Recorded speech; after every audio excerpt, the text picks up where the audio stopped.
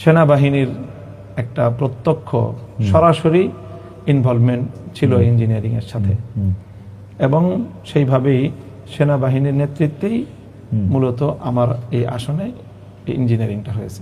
এটাকে আপনি আগে প্রেডিক্ট করতে পারছিলেন যে এরকম কিছু হবে? হ্যাঁ, সেই আশঙ্কাটা আমার আগে থেকেই ছিল।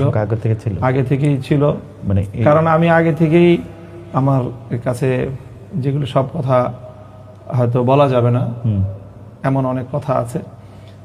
সেনাবাহিনীর আকাঙ্ক্ষা ছিল যেন আমরা বিএনপির সাথে এলাই করি। আমি সঙ্গত কারণে নানা হিসাব নিকাশে সেটা আমি করতে পারি নাই।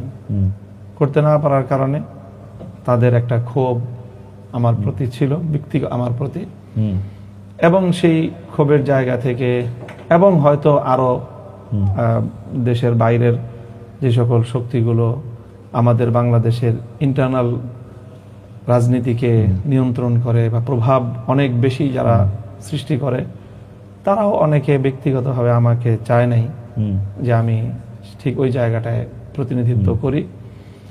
তো তাদের প্রত্যক্ষ একটা মানে ইনভলভমেন্টের মাধ্যমেই আমাকে এখানে নির্বাচনে পরাজিত করার জন্য সরাসরি তারা কাজ করেছে এখানে।